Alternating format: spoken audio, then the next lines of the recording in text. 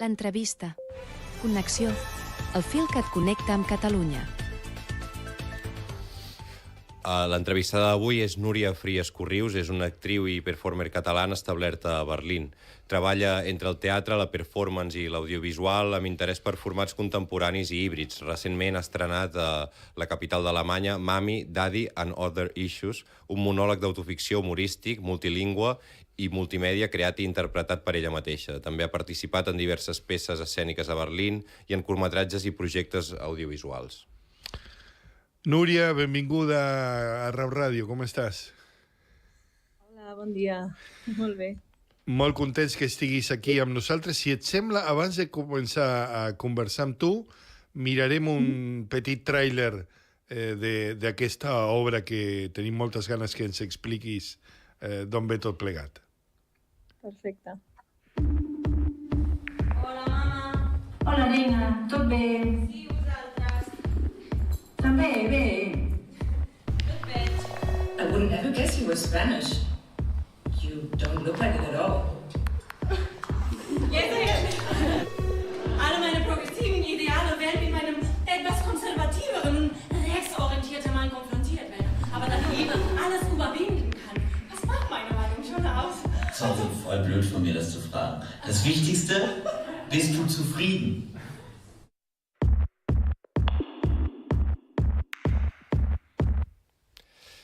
Bé, d'entrada, què et va portar a convertir vivències tan personals en una comèdia amb ombres com Mommy, Daddy and Other Issues? Quin va ser el detonant per escriure aquesta obra? A veure, és veritat que sempre m'havia agradat molt escriure i sí que hi va haver una temporada que vaig tenir com molts canvis a nivells professionals i personals i jo crec que també va ser adonar-me que com a actriu possiblement no em trucarien d'enlloc si no m'ho feia jo. I crec que va ser una bona empenta per dir tinc moltes ganes d'explicar el meu procés, les coses que han passat, tot el que he après durant aquests anys a Alemanya i vaig anar construint una mica, recuperant històries durant els anys i bueno, va sortir una mica d'això. O sigui, això és una obra que destila les teves vivències com a un emigrant que va a fer camí a Alemanya i pel que veiem, estem parlant que a escena tenim una Núria que és una barreja entre realitat i ficció, no? Com fas aquesta alquímia entre el que és confessió, el que és invenció, el que és un pur joc teatral? Lo interessant de la ficció, d'incorporar la ficció, és que també era una forma de mi de protegir-me, no? Perquè sí que és veritat que has parlat de moltes coses que jo crec que ja he gestionat amb el temps i que estan com ben digerides, per dir-ho així, però sí que crec que es necessitava marcar una distància per explicar que també han passat moltes coses i llavors com a vegades també pensar que a nivell dramatúrgic necessitava més xitxa, no? Perquè al final també s'havia de crear una altra narrativa en altres coses i llavors suposo que aquests moments de ficció ajudaven molt a dir això no m'ha passat a mi personalment però li podria passar a algú o ser d'algú que li ha passat i també entenent altres codis, no? Com no només el llenguatge de text sinó també amb els audiovisuals, el so, el teatre físic, intentar explicar les històries de formes també amb altres codis, per dir-ho així. L'obra gira al voltant de la pertinença i de la identitat.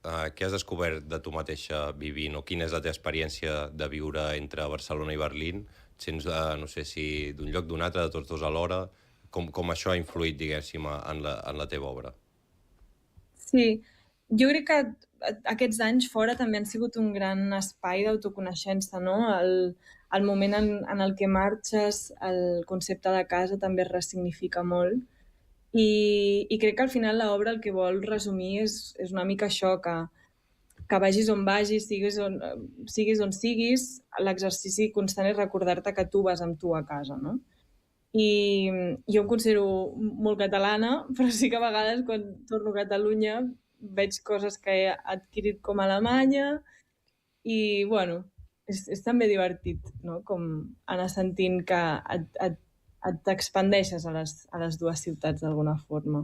També quan pots contemplar la teva pròpia cultura i amb distància i adonar-te de coses. També és un procés bonic. No? Núria, tu ho expliques amb una certa naturalitat, com si fos una conseqüència natural, però m'agradaria que ens fessis 5 cèntims de quina manera t'obres camí, perquè no és fàcil dir, mira, soc actriu, vaig a Alemanya i acabo fent una obra unipersonal, que, amb tot el que això implica, i ets molt jove. Com és aquest recorregut vital? Com t'obres camí? Bueno, jo quan vaig arribar sí que vaig entrar en el grup jove de la Volksbühne, que és un teatre aquí estatal de Berlín, i vaig entrar-hi perquè havia anteriorment estat a la Sala Beckett, que tenien també una proposta similar al grup jove que ells tenien. Llavors vaig anar entrant una mica com anar fent coses, coneixent a gent, però és veritat que és un sector molt difícil, no?, al final, vull dir, tant a Alemanya com a Catalunya. I llavors, quan va venir tot el tema del Covid, sí que també va ser una davallada molt gran, però crec que d'aquí també va néixer la necessitat de poder explicar això, de voler dir, ostres, ara que ja porto anys aquí, he pres l'idioma i sento que constantment també m'estic trobant a nivell burocràtic amb els mateixos problemes, amb els mateixos judicis també, no? I bueno, i una mica també d'agafar la voluntat de dir, mira, estic envoltada de gent que crec que em pot ajudar, que confia en el projecte, que creu en ell, i va sortir una mica de anem a provar això, a veure com surt, i és veritat que la cosa va anar escalant molt, no? Perquè de sobte doncs, vam començar en un teatre més petitet, després vam poder tenir la possibilitat d'estar a la Bauhaus Ost, i bueno, dona molt optimisme, no? També, perquè al final és una obra complicada, vull dir que són 4 idiomes, però bueno, també al final és la realitat de la ciutat on visc, no? Vull dir, Berlín sents pel carrer 80.000 idiomes a la vegada i no tenia sentit de sobte intentar enquadrar-nos en només un concepte de no, anem a fer teatre alemany, que només es parli alemany, bueno, no és la realitat que vivim, no? I crec que això és també molts dels conflictes que tenia jo amb la burocràcia, quan em deien, no, és que mira, tu tens accent si vols ser actriu. Era com, bueno, ja, jo i 90% de la població de Berlín. Has esmentat 2 cops el tema de la burocràcia i sé que és part també important de l'obra, aquesta experiència, aquest mur en el que has ensopegat més d'una vegada i que tothom ensopega, no? A Alemanya i a tot arreu, però que pel que expliques Alemanya té un pes important. Això com ha condicionat la teva vida a Berlín i com has transformat aquestes experiències en humor? És que jo crec que és una broma recurrent que la burocràcia alemanya és infinita, exhausta, lenta, o sigui, necessites un paper, un formulari per cada procés, per cada cosa, no? I jo crec que al principi sí que vaig tenir molts problemes quan no parlava alemany, perquè al final és un altre llenguatge, no? Tu prens l'idioma del carrer, del que t'ensenyen a les escoles, d'idiomes, però després hi ha el burocràtic, que ja és un altre nivell. És un altre dialecte, no? Que dius, no entenc res i aquestes paraules tan llargues no les coneixia, no me les han ensenyat enlloc. I amb el temps també t'hi vas acostumant, també tens xarxes que t'ajuden, vas trobant una mica la forma en com en sortir-te'n, però sobretot per mi vaig agafar convertir per mi aquesta absurditat d'haver de demanar paper per cada cosa que fas, ho vaig trobant una mica amb humor, no? Per exemple, hi ha una escena de l'obra que aquestes típiques trucades de l'agència de treball, no? Que et diuen, marqui amb el número 1 si vol no sé què, marqui el número 2 si no sé què, no sé quantos. Doncs hi ha una escena de l'obra que vam convertir de forma molt divertida, que és que els números començaven de forma més realista, no? De com et podries trobar de si necessites ajuda amb aquest formulari, marqui l'1, amb el 2 o no sé què. Però és veritat que llavors s'anava convertint en un joc d'anar-ho portant a l'absurd, de dir... Vam acabar fins i tot amb mots encreuats, no? Com de dir, 16 jutges d'un jutjat mengen fetge d'un penjat número 7, saps? I, clar, en aquest moment hi havia una connexió directa amb el públic que tothom s'ha vist identificat perquè estàs intentant buscar el número al mòbil. Tothom connecta amb aquestes experiències, clar. Sí, El muntatge comentaves que és multilingüe, que és en alemany, en anglès, en castellà i en català. Com tries quin idioma fas servir en cada moment i què significa per tu que el català hi sigui present?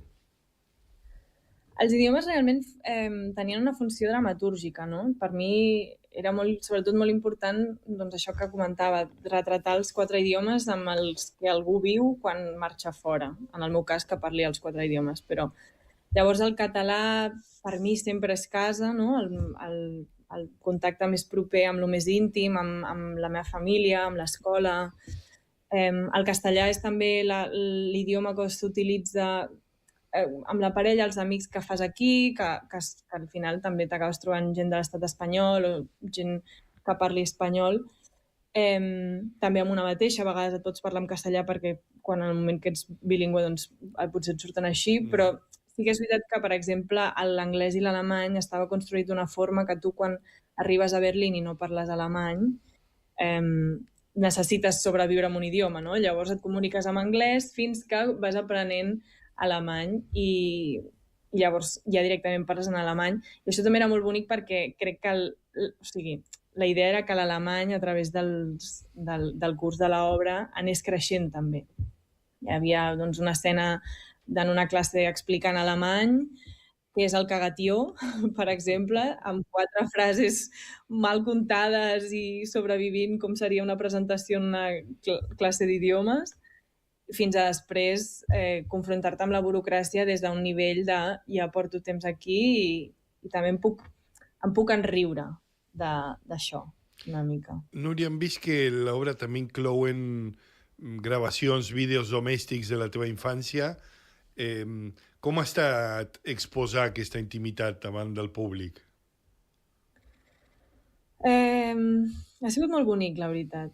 Per mi també ha sigut un homenatge, perquè sí que és veritat que a nivell formal és molt maco, perquè llavors és una forma directa d'explicar, mira, durant els 20, els anys que porto aquí, doncs tot el que he fet també ha sigut revisar casa meva, no? I casa meva què és? Doncs d'on vinc, la meva infantesa, la meva família. I llavors també crec que funcionava molt perquè era una forma d'empatitzar i entrar en la intimitat, en lo personal. Llavors jo crec que en el moment que es creu això, d'alguna forma es fa tot molt més universal, no sé com dir-ho, perquè hi havia gent que potser venia i em deia mira, jo no tinc l'experiència d'haver marxat del meu país d'origen, però he connectat molt en el moment que ha aparegut la teva àvia. Clar.